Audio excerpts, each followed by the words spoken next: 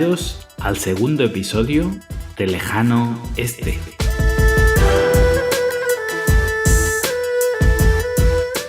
Desde el corazón de la Ruta de la Seda os habla Adrián Díaz, consultor de desarrollo de negocio en Asia.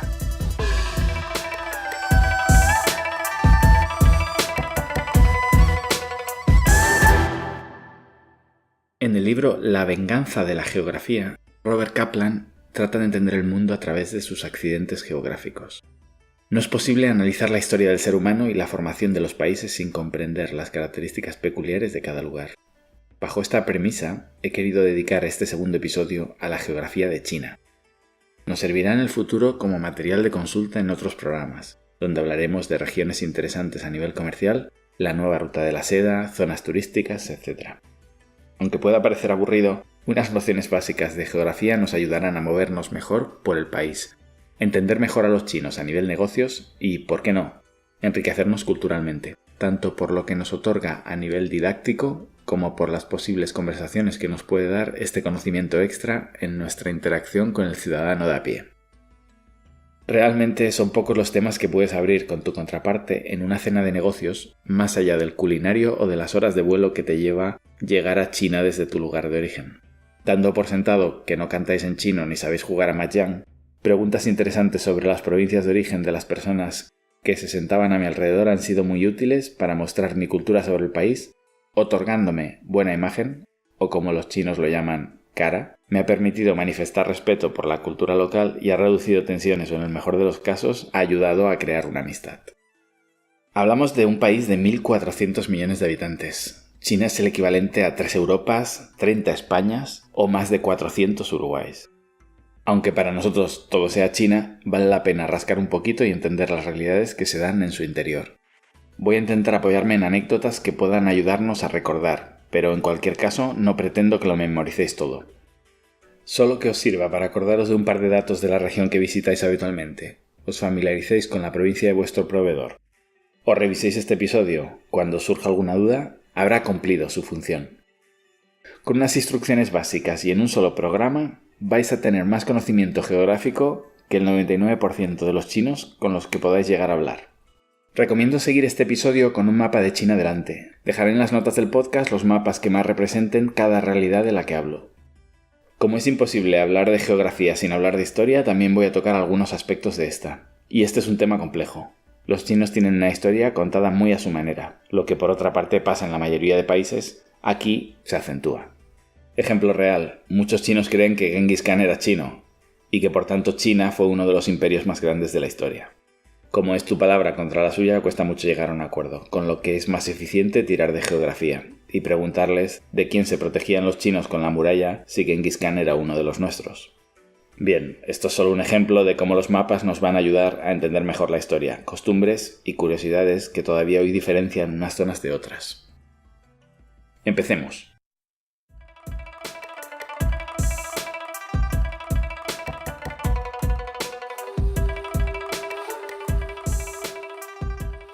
China se compone de 22 provincias, 5 regiones autónomas, 4 municipios y 2 regiones administrativas especiales. Esto es muy difícil de memorizar, así que yo suelo simplificarlo en 33 regiones, áreas, subdivisiones, cosas, entes, llamadlo como queráis. Porque al final, cuando alguien te dice yo soy de Tianjin o yo soy de Xinjiang, nos da un poco lo mismo si es una provincia, un municipio autónomo o una región especial. Es una de esas 33 cosas.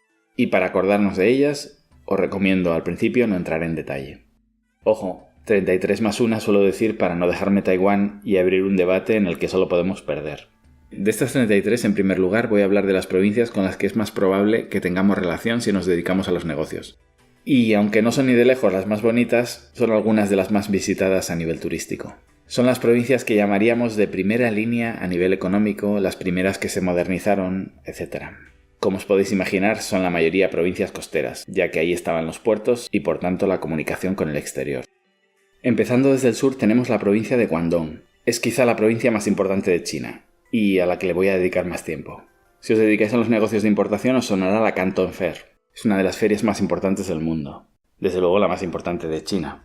Desde Hong Kong hasta Guangzhou, pasando por Shenzhen, Dongguan y ciudades de alrededor, se forma una zona industrial conocida como el delta del río Perla. La palabra Cantón proviene de una anécdota interesante. Cantón se usa como traducción de Guangzhou, la capital de la provincia de Guangdong. Bueno, aquí podemos ver que hay una confusión clara entre Guangzhou y Guangdong. Realmente el sonido originariamente provenía del nombre de la provincia, Guangdong, que se tradujo como Cantón. El problema y la confusión probablemente venga de cuando los británicos preguntaban a los lugareños en Guangzhou por su lugar de origen, estos respondían 我是广东人, yo soy cantonés. Con lo que estos colonos o estos hombres de negocios al principio generan esta confusión y hasta hoy. Bien, Guangdong es la primera provincia de China en términos de PIB. Para que os hagáis una idea, tiene un PIB similar al de España o al de Rusia. Por eso mi insistencia a veces en la idea de que China más que un país es un continente. Su cercanía con Hong Kong la convirtió en la primera provincia en desarrollarse tras la apertura al capitalismo. Guangzhou, su capital, es una ciudad maravillosa. Solía describirla como la ciudad más gris, sucia, vieja y contaminada en la que una persona podría ser feliz. Tras los Juegos Asiáticos de 2010, pegó un cambio espectacular y sin llegar a la modernidad de Shenzhen es una ciudad mucho más nueva, limpia y más agradable para vivir. Sigue siendo obviamente uno de los centros de negocios más importantes de China, si no el mayor. Otras ciudades interesantes de la región serían Foshan y Zhongshan.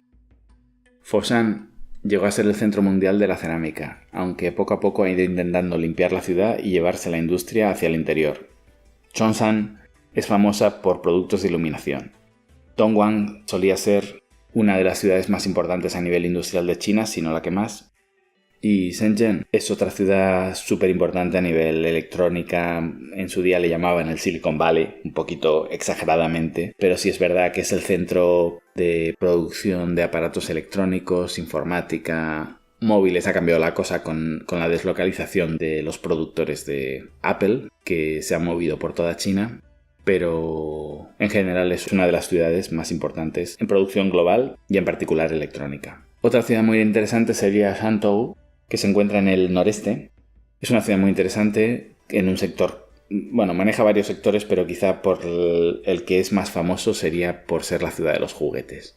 El idioma principal de esta provincia, de Guangdong, es el cantonés, pero al contrario de lo que mucha gente piensa, no se habla en toda la región. En lugares como Shenzhen, la ciudad que os decía que es la ciudad electrónica, realmente esta ciudad se creó de la nada con inmigrantes, con lo que apenas se habla cantonés porque ha tenido muy pocas migraciones del interior de Guangdong. Y además en varias zonas interiores de la región, como sería Shantou, esta ciudad que os comentaba que es la ciudad de los juguetes, también tiene un dialecto propio completamente diferente al cantonés.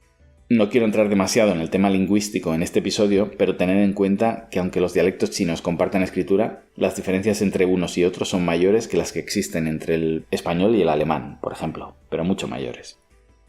Hago un paréntesis aquí. Esto de la ciudad de tal cosa, que veréis y me escucharéis muy a menudo cuando me refiero a una ciudad concreta y destaco el producto principal, no significa siempre que sea el único, pero es el principal o es por el que es más conocida, etc. Sucede por la herencia comunista, cuando la producción se decidía de forma centralizada. Lo que hacían era volcaban ciudades enteras a un monocultivo para especializar esta ciudad y poder obtener mayores ventajas de economía de escala.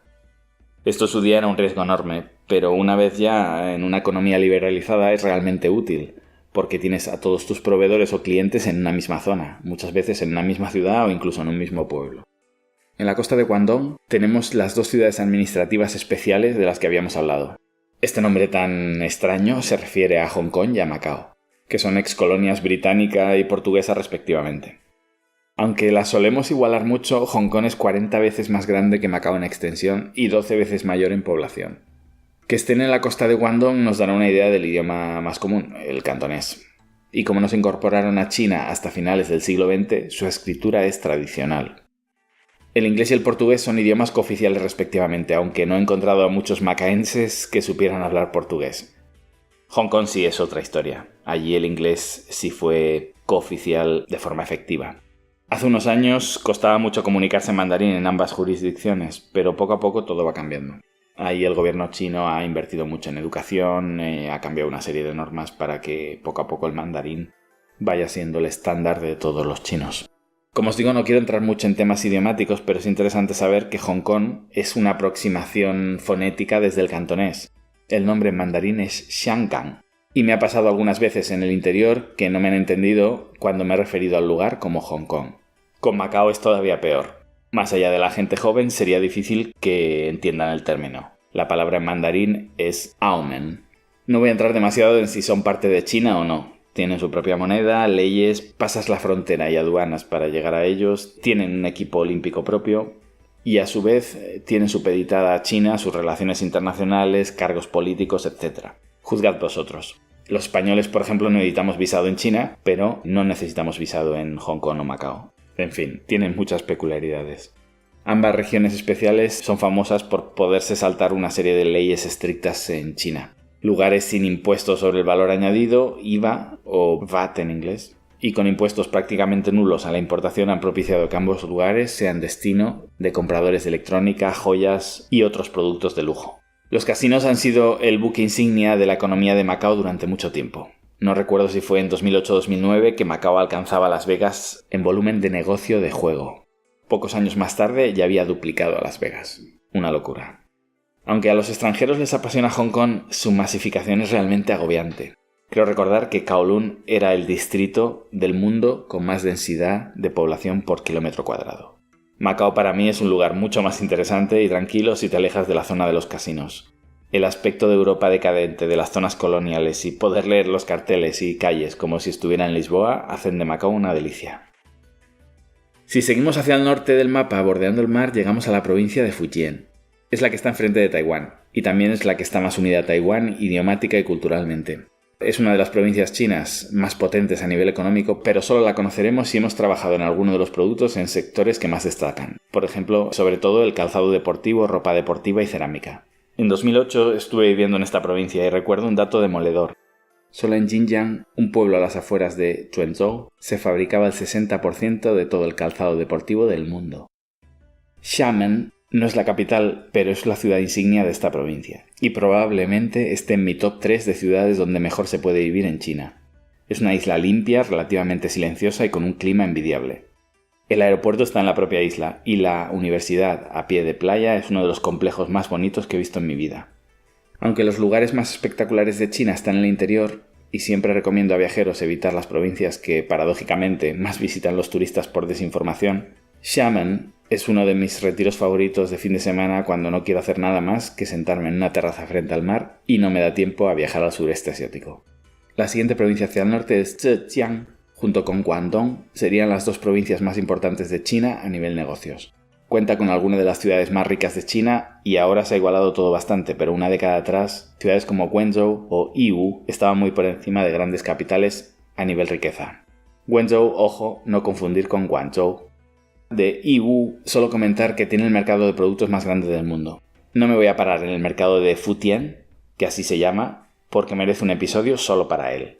Los chinos de Zhejiang son famosos por ser grandes hombres de negocios, y también viajeros. De hecho, hace unos años el 90% de los chinos que vivían en España eran de Zhejiang, y más concretamente de un pueblo llamado Qintian, y unos pocos, los chinos que compraban las naves industriales al contado de Guangzhou, que básicamente son ciudades vecinas. Ahora hay más chinos turistas, estudiantes, etc., de todas partes, pero en el momento de auge de los restaurantes chinos y las tiendas de todo a 100, podías adivinar el pueblo de nacimiento de cualquier chino sin temor a equivocarte, porque solo había uno, y aún hoy son mayoría. Recuerdo haber escrito un post hace años en el que hablaba de las personas que dicen saber diferenciar entre chinos y japoneses, cuando los únicos chinos que han conocido son de una provincia concreta e incluso de un pueblo concreto. Como he comentado, China tiene el tamaño de 3 Europas y cuenta con 56 razas. La mayoría de nosotros solo ha conocido a chinos de una raza y dentro de esa raza de un solo pueblo, pero nos atrevemos a lanzar generalizaciones con una facilidad pasmosa. He dejado la capital para el final para unirlo con la siguiente provincia. Los chinos tienen un dicho: en el cielo está el paraíso y en la tierra están Hangzhou y Suzhou. Hangzhou es una de mis debilidades. Una ciudad no excesivamente masificada de extranjeros, con buenas comunicaciones a menos de una hora de Shanghái, con un encanto turístico insuperable y un volumen de negocio único. Sede de Alibaba y centro neurálgico del e-commerce chino, lo tiene todo. En los últimos años sí se ha colapsado bastante, lo que ha derivado en una ciudad más contaminada. En el año 2022 tendrá sus Juegos Olímpicos Asiáticos, y la ciudad está creciendo para colocarse como una ciudad top a nivel continental. La siguiente provincia hacia el norte sería Jiangsu. Es de las provincias económicamente más potentes. Suzhou es el alter ego de Hangzhou en esta provincia y una de las ciudades más valoradas por los extranjeros para vivir. Muy bien situada, también muy cerca de Shanghai y con un encanto e historias únicas. Si Zhejiang es la capital de la industria de pequeños productos de primera necesidad, Jiangsu cuenta con grandes empresas, producción de maquinaria, materias primas y bienes intermedios. Nanjing, su capital, quizás suene, fue el lugar donde se dieron las famosas matanzas japonesas y conserva multitud de referencias a aquel incidente. También se posiciona como una ciudad turística.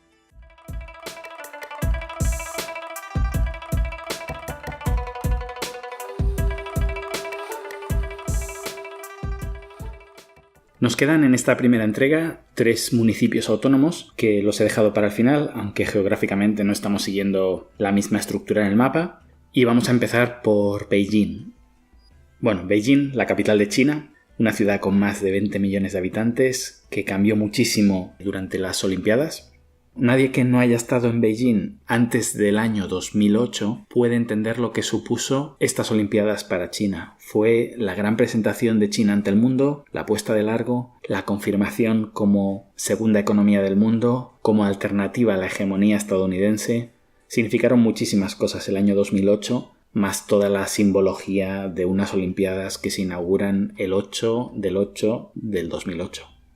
En un capítulo más adelante hablaré de las supersticiones chinas y de cómo todas ellas afectan la economía, nos pueden afectar a nosotros y en general están presentes en la vida de todo ciudadano chino.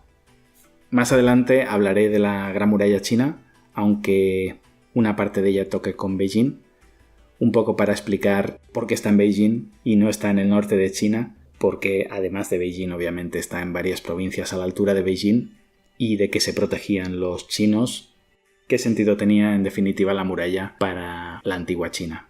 Beijing es una ciudad muy contaminada, extremadamente contaminada, en algunos momentos completamente insufrible, no solo por la contaminación propia, sino también por las tormentas de arena que vienen de la zona de Mongolia. Y es una ciudad que, si bien es una de mis favoritas a nivel turístico, sobre todo si os gusta la historia, como lugar para vivir es una ciudad completamente no recomendable.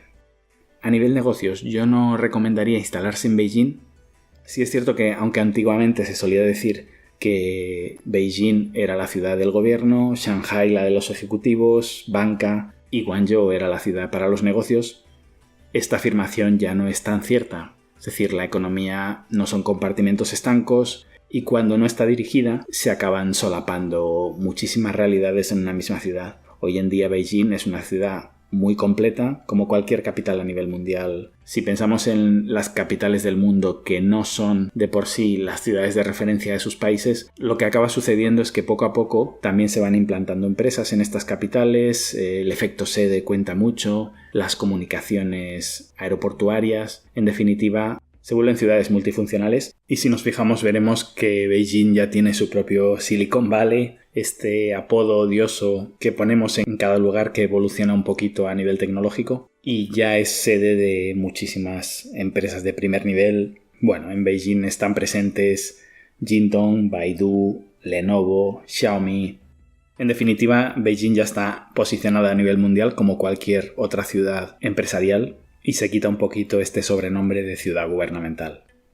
De todas maneras, como digo, no sería la ciudad, ni mucho menos, que yo recomendaría a nivel negocio. Si buscamos una gran capital, Shanghai sigue estando muy por encima de Beijing a nivel negocios. Guangzhou para mí sigue siendo la primera ciudad de China en lo que se refiere a empresas de exportación. Y después hay ciudades pequeñas, mucho mejor orientadas al sector concreto que nos dirijamos, o incluso capitales intermedias que pueden servir como punto base si lo que hacemos es vender. Llega el turno para Tianjin. Tianjin sería de las 4 municipalidades la menos importante, y si os soy sincero, es la que menos conozco de las 4. Realmente es una ciudad gris, portuaria, suele conocerse también como el puerto de Beijing, sobre todo especializada en maquinaria, productos químicos, alimentación. No sería nuestro objetivo, ni recomiendo a nadie instalarse allí, a menos que se dedique muchísimo a las importaciones, su clientela esté muy encarada a la zona nororiental de China y por aspectos X, es decir, que se diera la casualidad de que nuestro mejor cliente está allí, en ningún momento sería una ciudad objetivo y, como digo, de las 4 municipalidades sería la menos importante. Y como última municipalidad, hemos hablado ya de 2 de ellas, Beijing y Tianjin. Vamos a hablar ahora de Shanghái. La cuarta sería Chongqing, que hablaremos más adelante. Bien, Shanghái. Una ciudad de 25 millones de habitantes, aunque no son todos ellos oficiales. El origen del nombre de Shanghái tiene mucha controversia, pero sería algo así como ciudad sobre el mar. Aunque realmente cuando vives en Shanghái prácticamente el mar no lo ves jamás. Es decir, es una ciudad que si miramos en el mapa la colocamos muy fácilmente en la parte de la costa. Siempre que dibujemos un mapa de China colocaremos a Shanghái sobre el mar, precisamente. Pero, en cambio, la ciudad vive de espaldas al mar. Shanghái tiene el mayor puerto del mundo. Aquí hay un poquito también de competición con Singapur, en función de si hablamos de contenedores, toneladas, volumen de negocio, etc. Pero bueno, pensemos que están empatados estos 2 puertos y podemos poner cualquiera en primera posición, pero nos da una idea de la importancia que tiene Shanghái a nivel importación-exportación en China. De todas maneras, como os decía, para mí la primera ciudad a nivel de exportación seguiría siendo Guangzhou. Lo que sucede es que Guangzhou, al tener su puerto, digamos, metido dentro del río Perla, ha dividido históricamente gran parte de sus exportaciones a través de Shenzhen, de Hong Kong y otros puertos. Pero en general sí que es cierto que el río Perla todo unido tiene muchísima relevancia, pero como puerto individual ahí queda. Shanghái es el mayor puerto del mundo y se beneficia de estar en ese núcleo entre las provincias de Jiangsu y de Zhejiang. Los shanghaineses tienen fama de arrogantes y de tratar como granjeros a todo el que viene del interior. Pero es curioso, si nos fijamos, hasta el siglo XV, Shanghái no era más que un pueblo de pescadores. Fue a partir de las guerras del opio que ya toma el liderazgo y unas décadas después ya se convierte en la mayor ciudad de China. Shanghái es una de esas ciudades románticas que parece sacada de un poema.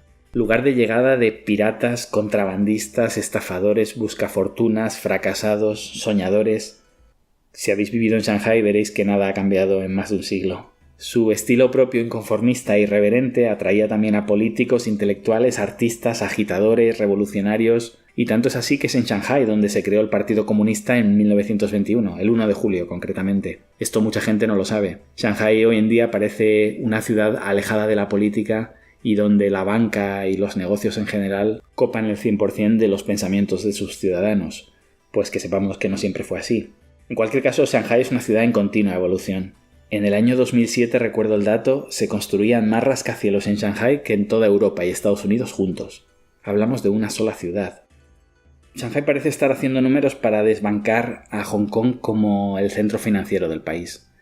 Mientras China estaba cerrada, Hong Kong no encontraba competencia e incluso se posicionaba junto con Tokio, Singapur, como un gran centro financiero asiático. Pero Shanghái no para de crecer y ahora mismo son ciudades en continua competencia. Además del tema financiero, Shanghái es sede de muchísimas empresas internacionales. Hace unos años, ninguna empresa de renombre hubiera apostado por colocar su sede fuera de Shanghái. Hoy en día ya hay mucha competición y ciudades muy interesantes, pero Shanghái sigue siendo la ciudad base de los ejecutivos extranjeros. Pese a que más y más empresas extranjeras se colocan en Shanghái, no sería el lugar ideal y no sería el lugar que yo recomiendo cuando desembarcamos en China. Escribí hace tiempo un artículo que titulé El efecto tapón de Shanghái. No se refería solo a Shanghái, pero Shanghái sí que es la ciudad paradigmática para esto. Suele suceder que venimos a China para explorar nuevos mercados y salirnos de las zonas donde ya los mercados están copados, hay demasiado competidor y ya no hay oportunidades de negocio. Y siempre pongo el mismo ejemplo. Huimos de nuestros competidores franceses, alemanes y canadienses en la ciudad que estemos, imaginemos Buenos Aires. Elegimos venir a China porque es un lugar con muchísimas oportunidades y nos colocamos en la ciudad con la economía más madura de China, donde hay menos oportunidades y donde nos vamos a volver a encontrar a nuestros competidores franceses, alemanes, canadienses, americanos, etc. No parece la elección más lógica, sin embargo, es la más frecuente. Shanghái es una ciudad extremadamente cara y en muchas facetas está muy occidentalizada. Es decir, vamos a pagar precios europeos sin obtener las ventajas de la flexibilidad china a nivel legislación. Si buscamos un partner chino, tampoco recomiendo jamás un shanghainés, que suele vivir en una burbuja y apenas conoce China. Salvando las distancias, es muy parecido a tener un socio hongkonés. Suelen presumir de conocer muy bien el país, pero al final nos vamos a mover por una zona muy reducida de China. de cara a la elección de una ciudad donde vivir, si nos lo podemos permitir, vivir en Shanghái es una delicia por todas las opciones de ocio y cultura que nos ofrece. Y bien, vamos a parar aquí. Hemos hablado de las 9 primeras áreas, lo que considero yo que es primera línea, que son las regiones con las que vamos a tener más relación habitualmente. En el futuro explicaré, aunque ya he dejado algunas pinceladas, por qué son las que yo personalmente nunca elijo cuando tengo que introducir un producto en China. Pero si me ciño únicamente en lo que es el análisis de la realidad actual, son las provincias con las que más relación tienen los extranjeros habitualmente. Paramos aquí. Si no os he aburrido mucho, os emplazo al siguiente episodio de Geografía. Os dejo con un proverbio chino. Jamás se desvía uno tan lejos como cuando cree conocer el camino. Gracias y hasta pronto.